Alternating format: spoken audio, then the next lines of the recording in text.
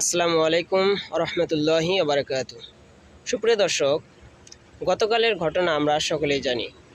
উত্তরায় milestone school and কলেজে বিমান বিধ্বংসের ঘটনা। এই ঘটনাটি কি প্রাকৃতিক কোনো দুর্যোগ, অ্যাক্সিডেন্ট, নাকি ষড়যন্ত্র করে করা হয়েছে, তা আজকের এই ভিডিওতে আমরা বিশ্লেষণ করব এবং সত্যতা জানার চেষ্টা করব। এজন্য সম্পূর্ণ ভিডিওটি অবশ্যই দেখবেন, আর চ্যানেলে নতুন হলে অবশ্যই চ্যানেলটি সাবস্ক্রাইব করে রাখবেন। সাম্প্রতিক আমরা দেখেছি হ্যাকিং কিছু ওয়েবসাইট থেকে আগাম বার্তা দেওয়া হয়েছে যে বাংলাদেশে সপ্তাহের মধ্যে একটি বিস্ফোরণ ঘটবে। আর বিমান বিধ্বংসের কয়েক ঘন্টা আগেই একটা পোস্ট করা হয়েছিল হ্যাকিং একটি পেজ থেকে যে বাংলাদেশে একটি স্কুলে বিমান বিস্ফোরণ ঘটবে এবং অনেক শিশু সেখানে প্রাণ হারাবে।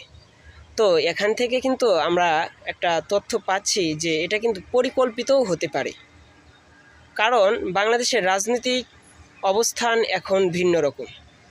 আমরা অনেক সময় বিভিন্ন সিনেমা এবং চলচ্চিত্রে দেখেছি যে রাজনীতির জন্য, ক্ষমতায় আসার জন্য বিভিন্ন ধরনের দুর্নীতি করা হয়। তো আমাদের বাংলাদেশে যে ঘটনাটা ঘটেছে, এটাও কি এরকম একটি জাল কিনা?